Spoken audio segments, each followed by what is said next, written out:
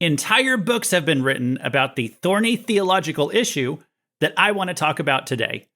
James chapter 2. At face value, James 2 seems hard to reconcile with the rest of the New Testament. That's because the rest of the New Testament pretty clearly teaches this doctrine of salvation by grace through faith, not of works. That's a direct quote, actually.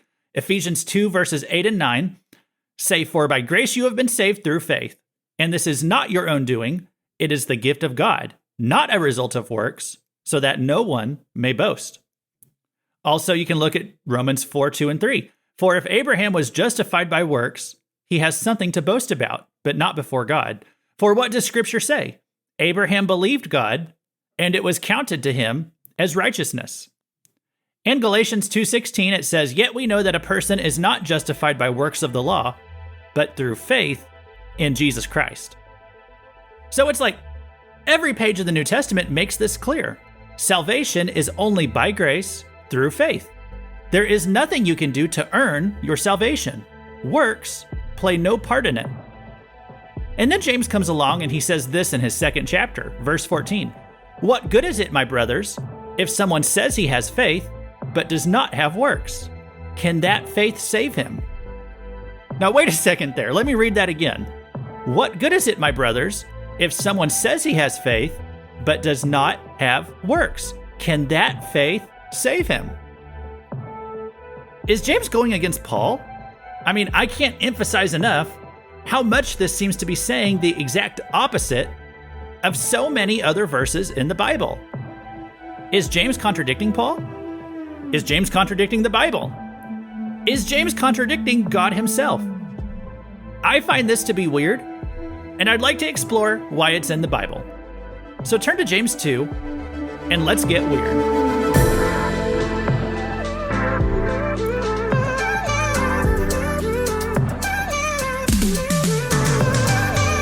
Let me mention right here up front, I'm doing kind of a crossover episode, so this is going to be a typical Weird Stuff in the Bible episode, but I'm also releasing it on the other podcast I do, which is a cross-references Bible study on the book of Ezekiel. And so if you're finding this episode on my cross-references channel, the reason I'm putting this episode here is because we just had an episode about the relationship between faith and works. And I want to continue that conversation here because no conversation about faith and works is complete without addressing the weird chapter of James 2. So welcome to Weird Stuff in the Bible, where we explore scripture passages that are bizarre, perplexing, or just plain weird. This is Luke Taylor, and today we're going to be talking about the apparent contradiction of James 2. And I say apparent contradiction because I don't believe there are any contradictions in the Bible. And even though this one is pretty thorny, I think I'm going to be able to resolve it for you today. In fact, I think I will resolve it in a way that brings more clarity to it than you've ever heard this explained before. This is a passage that theologians have puzzled over for centuries. When Martin Luther, the father of the Protestant Reformation, whose life was changed by the doctrine of salvation by faith alone, came to the book of James, he found it so incongruent with the rest of the New Testament that he concluded James shouldn't even be considered canon on the same level as Paul's letters. Now, Martin Luther had a lot of great points, but he was far from perfect, and it's playing a dangerous game when we start downgrading some books of the Bible. We have to find a way to reconcile this stuff, and that's what we're going to do today. So let's read a few verses of James 2 to get a better survey of the situation. James 2 verses 14 through 18. "What good is it, my brothers, if someone says he has faith but does not have works? Can that faith save him? If a brother or sister is poorly clothed and lacking in daily food, and one of you says to them, 'Go in peace, be warmed and filled,' without giving them the things needed for the body, what good is that? So also faith by itself, if it does not have works, is dead. But someone will say, 'You have faith and I have works. Show me your faith apart from your works, and I will show you my faith by my works.'" So let me stop there. Sounds right here like James is saying, if you think you're saved by faith alone, that's not good enough. He calls that dead faith. He says that kind of faith can't save you. I mean, wow. And then it gets even weirder when you read down a little further. Verse 21, "Was not Abraham our father justified by works when he offered up his son Isaac on the altar. You see that faith was active along with his works, and faith was completed by his works. And the scripture was fulfilled that says, Abraham believed God, and it was counted to him as righteousness. And he was called a friend of God. You see that a person is justified by works and not by faith alone. Now that's where it gets really weird for me. It quotes that the verses about Abraham believed God, and it was accounted to him as righteousness. That was the exact same verse that Paul used in Romans and Galatians to teach salvation by faith alone. Paul is always emphasizing that Abraham believed God and making the point that what you believe is the key thing, faith. And then James comes along and he uses the exact same verse to make the exact opposite point. James uses it to emphasize that Abraham's faith didn't stop at believing, but that it demonstrated itself in action. The exact same verse, the exact opposite point. I don't know about you, my head is spinning faster than a ballerina on a merry-go-round in a tornado. So now that I've got you all good and confused, let's try to untangle this web that I've spun for you. So some key things to remember about the context of the book of James. Here's a couple immutable facts about James that you need to remember as you read his book, and you need to filter everything you read through this lens. Number one is the purpose of James. The book of James is not a book about salvation. That is a key point. I put that in bold in my notes. You need to remember that. The book of James is not a book about salvation. Romans is a book about salvation. Galatians is a book about salvation. So if you want to study soteriology, that's the study of salvation, you need to give preference to the books of the Bible that are about salvation. Now, I know that sounds a little bit like what Martin Luther did, giving preference to some books of the Bible over others. That's not what I'm doing, because I believe all books of the Bible are equally true. I'm just recognizing that they have different purposes. So Romans and Galatians are about salvation. So if we're going to study salvation, we should go with what Romans and Galatians have to say about it first and foremost. Now let's go back to James. What was James's purpose? James was written to a lazy church to try to wake them up and make them do something. James was writing to ineffective, sleepy Christians. James was not writing to teach people how to be saved. James was writing to people who were already saved, but they weren't doing anything with their salvation. Now, understanding that is not going to make all of our problems with James go away, but it does put you in the right frame of mind for interpreting it. Important thing number 2 to remember, James 2 has a context. Whenever we started reading it today, we started halfway through the chapter. That's where most people start reading James 2, when they want to talk about what it's saying about salvation, and they try to work all this out. But there's a whole first half of the chapter that you actually will not understand what the second half is talking about if you don't read the first half. And it sounds like it's talking about something totally different. It's actually all talking about the same thing. You literally will not understand the second half without a proper understanding or going into it with the understanding of what the first half says. So James chapter 2, verses 1 through 4. My brothers, show no partiality as you hold the faith in our Lord Jesus Christ, the Lord of glory. For if a man wearing a gold ring and fine clothing comes into your assembly, and a poor man in shabby clothing also comes in, and if you pay attention to the one who wears the fine clothing and say, you sit here in a good place, while you say to the poor man, you stand over there, or sit down at my feet, have you not then made distinctions among yourselves and become judges with evil thoughts? So James 2 starts off by talking about what to do with a poor man who comes into your church. I like how it said there, a guy in shabby clothing, okay? So if someone like that walks in, James's answer is that you should treat the poor man just as well as the rich man. So that's a pretty simple point, right? And you could read the rest of the chapter from there if you want to go get the whole context, but that is what James is getting at, okay? This is the context of James 2, not showing partiality, treating everybody equally, fairly, not playing favorites, all right? And so with that in mind, then you come to James 2:14, where it seems like it's changing the subject, but it's actually not. James 2:14 is where it says, "What good is it, my brothers, if someone says he has faith, but does not have works? Can that faith save him?" So who is the him that it's talking about right there? There's two sentences right there in that verse. The first sentence says this: "What good is it, my brothers, if someone says he has faith, but does not have works?" And then here is the second sentence: "Can that faith save him?"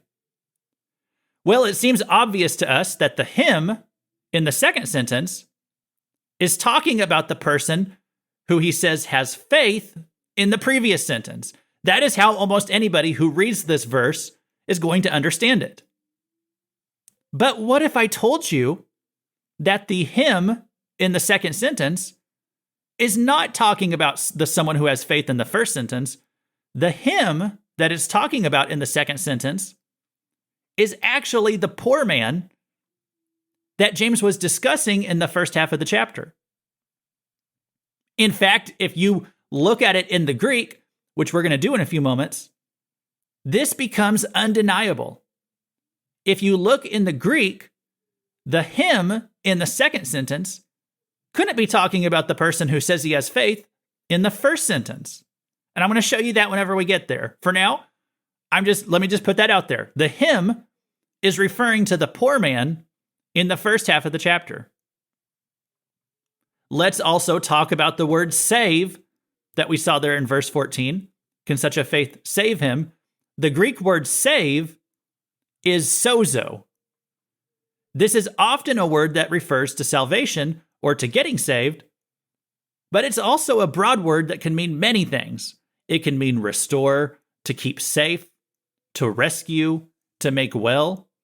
It can mean a lot of things, such as when the disciples heard that Lazarus was sleeping, and they told Jesus, "Lord, if he has fallen asleep, he will recover." The word recover was sozo. When the woman with the issue of blood was healed, Jesus said that she was made whole. She was made sozo. So sozo can have a broader meaning than just talking about salvation. And I don't believe it's talking about salvation in James 2:14. Now let's talk about that Greek word him that's there in 2:14. Let me say up front, I am not a Greek scholar. Okay, I could not even order a meal at a Greek restaurant unless they got fried chicken on the menu. Okay, but if not, I am as lost as Gilligan on a 3-hour tour. So I am not a Greek scholar, but let me share what I learned from an actual Greek scholar, R.T. Kendall. I've met R.T. Kendall. I've interviewed him before in person. A very gracious man. I've listened to hours of his teachings on him speaking and in his books. And I would say he is one of the greatest theologians in the world. R.T. Kendall says this about the word him in James 2:14. Number one, there is no reflexive pronoun in the Greek. So when it says, "Can that faith save him?" it is not saying, can he himself be saved with that kind of faith? It's talking about someone else. Number two, the word him in the Greek is instead in the accusative masculine singular. Okay, now when I say this, maybe you're thinking, hey, I'm not even a grammar nerd that much about things in English. How am I supposed to understand what that means in another language? Okay, and all you need to understand is that it's the same tense that it was using earlier to talk about the poor man in the first half of James 2. Okay, so let's go back and look at James. This time, let's look at, we'll start at verse 4 again and look at a few verses. Have you not then made distinctions among yourselves and become judges with evil thoughts? Listen, my beloved brothers, has not God chosen those who are poor in the world to be rich in faith and heirs of the kingdom, which he has promised to those who love him? But you have dishonored the poor man. Okay, so stop right there. That was earlier in James chapter 2. The poor man right there is in the accusative masculine singular. Then you go a few verses later to James 2:14. It's the same word in the same tense when it says, can that faith save him? So you see, James 2 is not using the word sozo in a salvation sense. It's talking about it in the helping someone sense. All right? So let's put all this together. Here's another way that you could understand James 2:14 if I translate it in this way. And I think this is going to help you to understand what James 2:14 is really saying. Let's say you have a poor man visit your church. Is there anything you can do to show him love and mercy? What good is it, my brothers, if someone says he has faith but does not have works? Can your faith do anything to help the poor man? Okay, so that's just my retranslation here as a non-Greek scholar, but trying to take the idea and reframe it in a way that maybe makes more sense, okay? Once you understand that James 2:14 is not talking about salvation, this unlocks the whole rest of the chapter going forward. It's not talking about salvation, it's talking about what can you do to help others. See, saying that you have faith is great, but it doesn't automatically do anything for anyone else if you just have this big, strong faith. Your faith has to be put into action before it's going to help anyone. So just keep reading James 2 from there with that verse in mind, and it makes so much more sense. Verse 15, if a brother or sister is poorly clothed and lacking in daily food, and one of you says to them, go in peace, be warmed and filled, without giving them the things needed for the body, what good is that?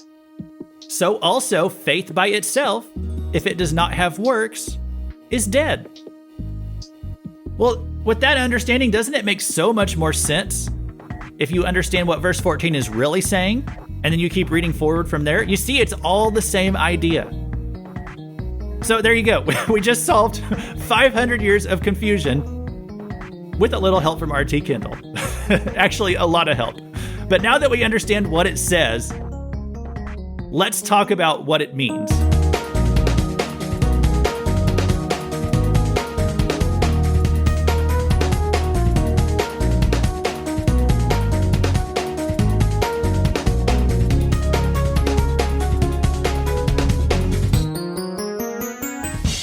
Next time on this podcast, and well, I guess that just depends what podcast you're listening to. So if you're listening on Cross References, I'll let you know next time we're going to get back into the book of Ezekiel. We're going to finish up chapter 33. And if you've not been a part of that podcast, I just invite you to come over and join us right now. Ezekiel 33 is a great place to jump into the book of Ezekiel because he is recapping his main points from earlier in the book. And if you're here for weird stuff in the Bible, what I'm going to do next time is I'm actually going to start taking requests. I've had some recommendations sent to me over the past several months on what to talk about for weird stuff in the Bible. And so I'm finally going to start responding to those and doing it. First up is a recommendation from my friend Joe. He wants to know about the zombies that we see in Matthew 27:52.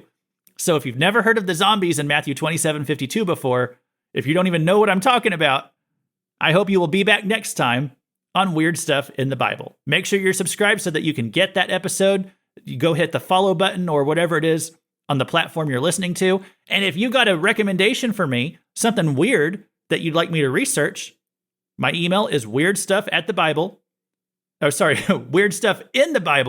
at gmail.com. Okay, make sure you get that right. Weird Stuff in the Bible, all one word, weirdstuffinthebible at gmail.com. By the way, I want to give a shout out to our newest official weirdo is a kind lady named Elena, who I go to church with. And I'm not even sure how, she had heard from someone who heard from someone that I had a podcast. And she said she went and listened to all the episodes. And so I said a few episodes back, if you listen to like all 25 or whatever episodes of this podcast that I'm up to, I'm going to consider you an official weirdo. That's what I want to call my fans here. So no offense meant to anyone, but I'm a bit weird. The Bible is a bit weird. So I think we should be a bit weird. So thank you to Elena. And so here's what I was going to say about Elena. She informed me that she had emailed me a few weeks ago and had never got a response. And I was like, I'd never seen your email. And I realized my phone had like signed out of my email account. And so I had not been checking my email for the past, I just thought nobody was talking to me. I was like, okay, I've been talking about Jesus lately on the podcast. I guess no one's interested in talking about Jesus. I hadn't got any feedback for a few weeks. Turns out it was because my phone was signed out of my email. So then I saw I had other emails that I had been ignoring on accident. And so I apologize to anybody who emailed me. And they have responses now. And if you want to send me an email, I am now paying a little bit closer attention to make sure I'm getting those. weirdstuffinthebible@gmail.com. Okay, in closing today, I just want to say this. I feel like since James 2 has been misunderstood for so long, it has not really been taught properly. And I've had this, honestly, this has been burning on my heart for months now, that I really need to teach what this chapter is actually saying. And so I'm thankful for this opportunity that I can finally get it out.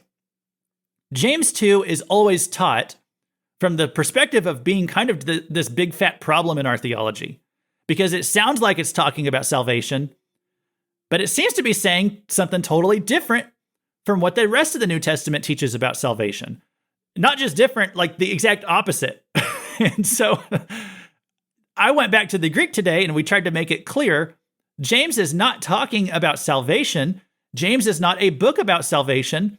James is speaking to sleepy, lazy Christians who are already saved, but their lives are not really bearing that much fruit from it. So James is telling them, your faith is dead. Okay, he's not making a point about their salvation. They are saved. If you go back to the first verse of the book, these are saved people. But if you want to make a difference in the world, it doesn't do anything for anybody unless you put your faith into action. James says, if a poor person walks into your church and if you just pat him on the back and be like, hey, have a nice day, I'll pray for you, go in peace, be warmed and filled. Well, that's not really doing anything for him. Why not reach into your pocket and pull out $20 and help him? Like that would actually do something. Okay, I'm sorry if that steps on your toes, but sorry, not sorry. I'm getting a little practical right here because some of you are going to argue with me. You're going to say, well, how do I know they aren't just going to go use that money for drugs or alcohol? Well, what if he just comes back next week and just wants more money? And all I can say is, then take that up with God, okay? That's the example that God is using right here. I'm not saying you got to give money to every beggar on the street.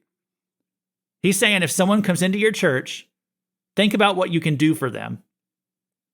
Okay? If someone comes into your church and if they have needs for his body, he doesn't really care how strong your faith is. It is not going to benefit him at all if you're not also willing to do something to meet one of his needs. And that is the gospel with work boots on. Okay, so I feel like James 2 has been misunderstood for so long. We've just kind of treated it as a problem chapter that needs re-explained or reconciled with the rest of the New Testament. And then we miss maybe what the actual application here is. Okay, let's turn the temperature down a little bit. This is not a problem chapter. This is not a contradictory to salvation chapter. It's not about salvation.